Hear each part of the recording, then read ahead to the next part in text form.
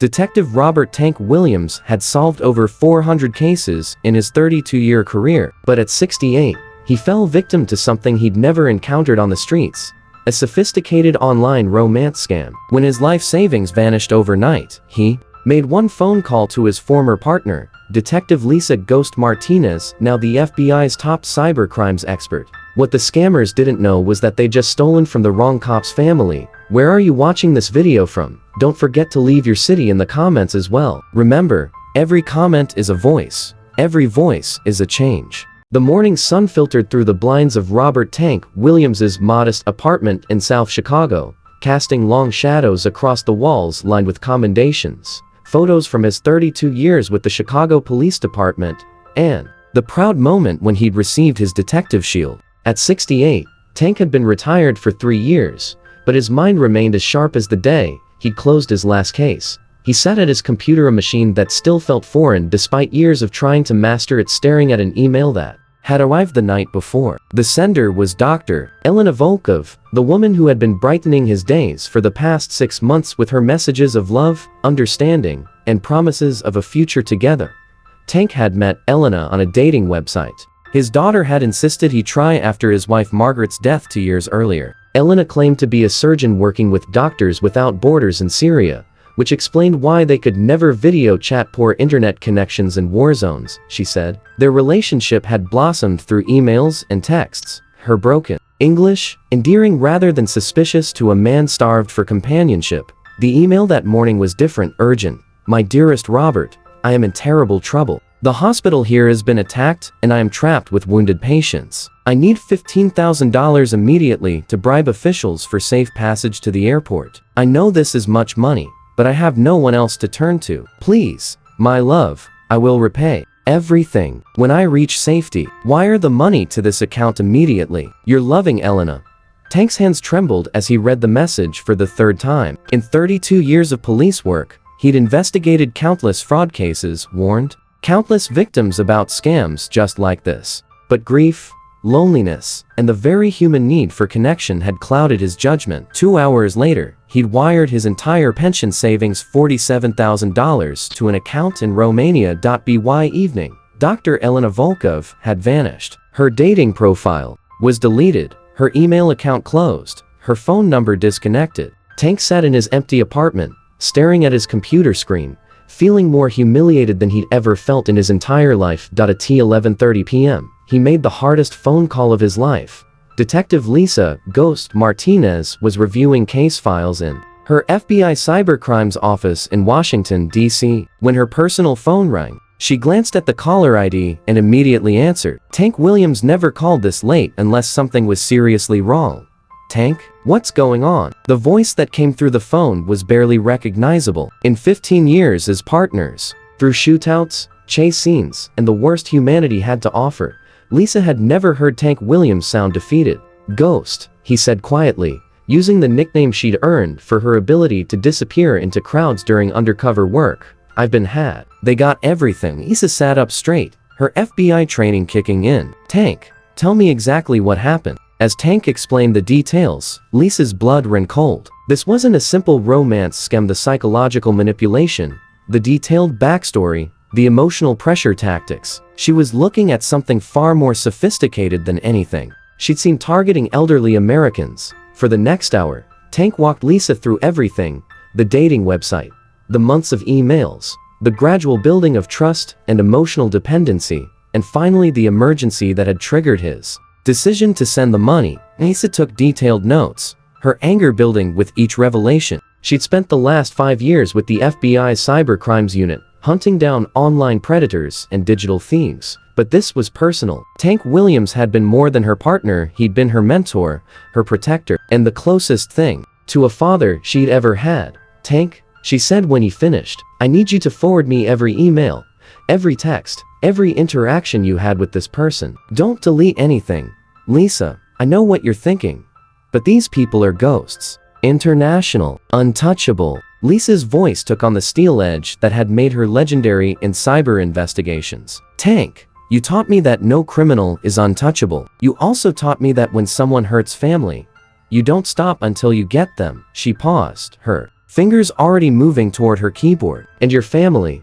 The next morning, Lisa arrived at FBI headquarters in Quantico with a personal mission that would soon become the largest romance scam investigation in bureau history. She assembled her team, the best cyber investigators, financial crimes experts, and international liaisons the FBI had to offer. Ladies and gentlemen, she announced to her team, we're hunting a romance scam operation that just made the mistake of targeting a retired Chicago police detective. This is personal, but it's also bigger than personal. We're going to dismantle this entire network. The investigation began with Tank's emails. Lisa's team traced every digital footprint, analyzed every photo, dissected every word of the correspondence. What they found was chilling in its sophistication. Elena Volkov was a completely fabricated identity. Her photos were stolen from a real surgeon's social media profile, a woman named Dr. Sarah Mitchell, who lived in Boston and had no idea her images were being used to scam elderly men. The English grammar pattern suggested the scammer was likely Nigerian, but the money trail led to accounts in Romania, Bulgaria, and the Cayman Islands. More disturbing was the psychological profile. The scammer had spent weeks studying Tank's social media, his late wife's obituary, public records about his police career. They knew exactly which emotional vulnerabilities to exploit. The deeper Lisa dug, the more personal it became. The scammers hadn't just stolen Tank's money, they'd studied his grief over Margaret's death, used her memory as a weapon against him. They turned his love for his late wife into a tool to rob him. That was a line no one crossed. Lisa discovered that Tank's case was part of a massive operation. The same criminal network was running simultaneous scams against dozens of targets, mostly elderly widowers and widows across America. The total estimated theft was over $2.3 million in just the past year, but Tank's case was special. The scammers had done unprecedented research, creating a victim profile that included his police background, his wife's medical history, his financial situation, even his relationship with his adult children. They'd weaponized his entire life story against him. This isn't just theft, Lisa told her supervisor, Assistant Director James Crawford. This is psychological warfare against vulnerable Americans. And they made it personal when they targeted Tank. Crawford nodded. He'd heard Lisa talk about her former partner countless times. Tank Williams was a legend in law enforcement circles, a detective who'd solved murders that other investigators had given up on, who'd mentored dozens of young officers, who'd served his community with distinction for over 3 decades. What do you need? Crawford asked. Everything, Lisa replied. International cooperation, financial task force, maybe even some off-the-books resources. These people are about to learn what happens when you steal from a cop's family. The investigation expanded rapidly. Lisa worked 18-hour days, following digital breadcrumbs across continents. The scammers' operation was based in Lagos, Nigeria, but used money mules in Eastern Europe and cryptocurrency exchanges to launder the stolen funds. The mastermind went by the online handle Master23, a cruel irony that wasn't lost on Lisa. Through careful digital surveillance, she identified him as Emeka Okafor, a 34-year-old Nigerian national who ran what he called emotional harvesting, systematically targeting grieving Americans with romance scams. Meanwhile, Tank was struggling with more than financial loss. The humiliation of falling victim to a scam, especially after 32 years of investigating frauds, was eating at him. His daughter had moved in temporarily, worried about his mental state. Dad, she said one evening, you can't blame yourself. These people are professionals. I've investigated cases exactly like this, Tank replied, staring out his window. I warned other people. How could I be so blind? Because you're human. Lisa's voice came from the doorway. She'd flown to Chicago to check on her former partner and update him on the investigation. Tank turned, surprised to see her. Ghost, what are you doing here? Checking on family, she said simply, and bringing news. Lisa opened her laptop and showed Tank something that made his eyes widen. A real-time map showing FBI operations across 3 continents. Tank, she said with grim satisfaction, you're about to witness the largest coordinated takedown of a romance scam network in FBI history. Lisa's investigation had uncovered the full scope of the operation. Okafor's network included over 30 associates across Nigeria, Romania, Bulgaria, and the United States. They'd stolen millions from hundreds of victims, many of them elderly Americans who'd lost life savings to carefully crafted emotional manipulation. But more important, Lisa had found Tank's money. "We've frozen accounts containing $1.8 million, she told Tank, showing him financial documents on her laptop. "Your $47,000 is part of that. We're going to get it back." Tank shook his head. "Lisa, you didn't have to do all this for me." "Yes, I did," she replied firmly. "You taught me that justice isn't just about enforcing the law, it's about protecting people who can't protect themselves. These scammers prey on grief, loneliness, and love. They turn human emotions into weapons." She closed the laptop and looked directly at Tank. "Besides, you saved my life twice on the job. The least I can do is save your retirement." The operation Lisa had orchestrated was unprecedented in its scope. Working with Interpol, the Romanian National Police, the Nigerian Economic and Financial Crimes Commission, and the Bulgarian Cybercrime Unit, the FBI had identified every member of Okafor's network. On a coordinated Tuesday morning across multiple time zones, law enforcement agencies in 4 countries executed simultaneous raids. In Lagos, Nigeria, Emeka Okafor was arrested at his luxury apartment while running 3 active romance scams. His computers contained detailed profiles of hundreds of potential victims, including Tank's complete file. In Bucharest, Romania, 5 money mules were arrested at internet cafes where they'd been receiving and redistributing stolen funds. In Sofia, Bulgaria, the primary cryptocurrency exchange used by the network was shut down, and its operators arrested. In Miami, Florida, 2 American accomplices who'd been providing U.S. bank accounts for money laundering were taken into custody. Tank Williams sat in the FBI's Strategic Information and Operations Center in Washington, D.C., watching live feeds of the raids on multiple screens. As he saw Emeka Okafor led away in handcuffs, Lisa placed a hand on his shoulder. "Sometimes," she said quietly, "the best revenge is watching your family get justice."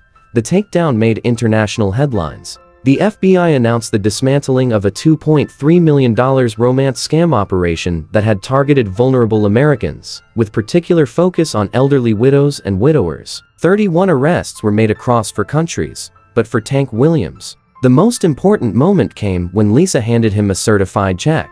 "Your money," she said simply. "All of it, plus interest." Tank stared at the check, his eyes filling with tears. Not because of the money, but because of what it represented: a former partner who'd moved heaven and earth to make things right. "Ghost," he said quietly, "I don't know how to thank you."